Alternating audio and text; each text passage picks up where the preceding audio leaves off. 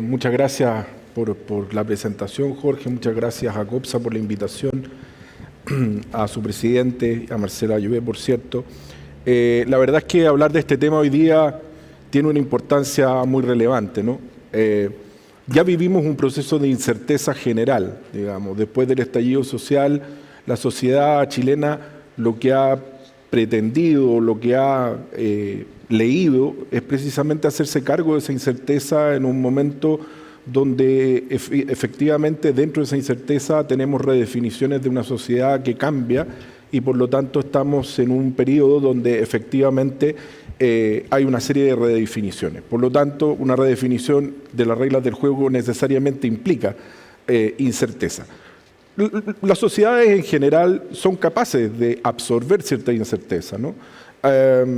Y en ese sentido yo creo que, si bien es cierto, el año pasado se discutía en este mismo panel, en este mismo congreso, el tema de la incerteza desde el punto de vista del proceso constitucional, eso tendrá su carril, pero el problema de la incerteza no es solamente la incerteza jurídica a propósito de las normas constitucionales y posiblemente los cambios legales que vengan después de la norma constitucional, sino además la incerteza cuando se suma a la incerteza que existe, y perdónenme la repetición, al interior del Ministerio de Obras Públicas en materia de interpretación jurídica y en la toma de decisiones y control del Ministerio. Quienes conocemos bien el Ministerio, Dolores, Jorge, quienes hemos estado adentro del Ministerio, sabemos, y quienes litigan, por cierto, sabemos, y hoy día yo dedicándome al ejercicio privado, sabemos que los últimos 4 años, y debo decirlo, después de 4 años al interior del MOP, en el último periodo presidencial, 2014-2018, yo observo con preocupación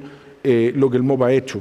No solamente en materia de incerteza e interpretación jurídica, que podemos tratarlo en 2 o 3 puntos, sino también en materia de inversión, en materia de concesiones. En materia también de obras públicas, lo que significa la ejecución presupuestaria. Y solamente algunos datos para aportar, y aquí he tratado de cruzar datos del Mercurio con datos de COPSA para que tratemos de llegar a números que más o menos tengan un asidero. Durante el gobierno del presidente Patricio Aylwin, cuando se crea el sistema de concesiones en el año 1992, se licitó y se adjudicó un proyecto con 28 millones de dólares. Durante el gobierno del presidente Frei Ruiz-Tagle, se adjudicaron 4.300 millones de dólares con 24 proyectos. Durante el gobierno del presidente Lagos, 3.000 millones de dólares con 22 proyectos. Durante el primer gobierno de la presidenta Bachelet, 1.500 millones de dólares con 12 proyectos. En el primer gobierno del presidente Piñera, 2.600 millones de dólares con 13 proyectos, y en el segundo gobierno de la presidenta Bachelet, 4.732 con 17 proyectos adjudicados. En el gobierno del presidente Piñera tenemos solamente 7 proyectos adjudicados. 7. Es el número más bajo desde el gobierno de Patricio Aylwin, que efectivamente creó el programa, ¿no? En el año 2020 no tenemos ningún proyecto adjudicado. Eso, desde el punto de vista de la inversión, genera una evidente incerteza. Una evidente incerteza y además una falta de avance respecto de lo que las infraestructuras concesionadas requieren hacia el futuro. Pero no solamente eso, yo quisiera, por último, señalar algunos elementos de incerteza jurídica. Las autoridades hablan por lo que hacen, ¿no? Nosotros estamos cuando se dejó el gobierno el año 2018 había un estado de situación que puede criticarse o no, pero teníamos los números que teníamos, que acabo de señalar, y además de eso se había dejado funcionando una dirección general nueva como la Dirección General de Concesiones, por lo tanto se había dotado a ese programa antiguo de una institucionalidad necesaria para poder operar con responsabilidad administrativa, con una serie de elementos desde el punto de vista de la estabilidad funcionaria, pero también se había dejado establecido y se promulgó 2 días antes del término del gobierno el Fondo de Infraestructura. La pregunta es: ¿qué ha sucedido con todo eso en estos años? Nosotros tenemos un director de concesiones que renunció el 4 de noviembre del 2020 y resulta que el concurso de la ADP se abre en mayo del 2021. Entonces la pregunta es: un servicio de esa naturaleza, con la importancia estratégica que tiene para el país en el desarrollo, en un momento de incerteza jurídica, política, económica, ¿puede operar solamente con un director subrogante? Son preguntas que yo me hago. Luego hemos tenido episodios que realmente son preocupantes desde el punto de vista de la certeza jurídica y de cómo los inversionistas se presentan frente a un ministerio que tiene una serie de decisiones completamente contradictorias. No más TAC, la rebaja a las tarifas después del estallido social, una política pública que fue producto de la presión de grupos de presión que no tenían nada que ver con el estallido social. ¿Cómo se va a pagar eso? Aún no hay respuesta.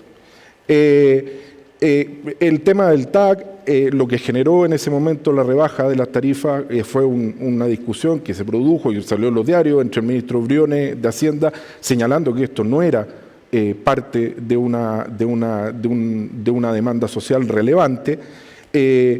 Lo que sucedió en noviembre del 2020 con la remoción de 5 jueces de las comisiones arbitrales, porque no habían fallado a favor del MOP. Lo que sucedió con la legitimación activa, si es que el MOP concurriendo a las comisiones arbitrales y lo que sucede ahí, son elementos, y con esto abro solamente el debate, que preocupan. El Consejo de Concesiones, ¿saben cuántas veces ha ido el ministro de Obras Públicas al Consejo de Concesiones que por ley él tiene el deber de presidir? Entre el año 2021 y 2020, nunca, ni una sola sesión. Ni una sola sesión. Solamente los consejeros y algún asesor del ministerio. Entonces, son elementos que llaman la atención ahí. Y ojo, en el caso del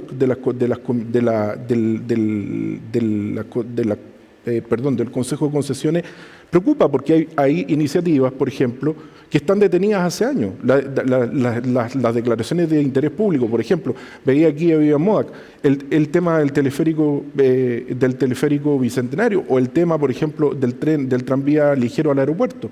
Son temas que las declaraciones de interés público se dieron hace 4 años y todavía estamos en fase de ingeniería a los 3 años. El Chile sin barreras, solo para terminar. El Chile sin barreras, se prometió el Chile sin barreras. Chile sin barreras, ese es el slogan. Lo que luego se diluyó en 16 puntos sin barrera a la salida de Santiago. Entonces, cuando se habla de incerteza generalizada en el país, desde el punto de vista de la seguridad jurídica, uno también tiene que observarla desde el punto de vista cómo los agentes que interpretan también generan incerteza por sí mismos. Y frente a ese escenario, yo me considero profundamente preocupado frente a lo que ocurre en el MOP, particularmente entendiendo que va a haber un cambio de gobierno y por lo tanto ese gobierno va a recibir una carga en el MOP muy importante.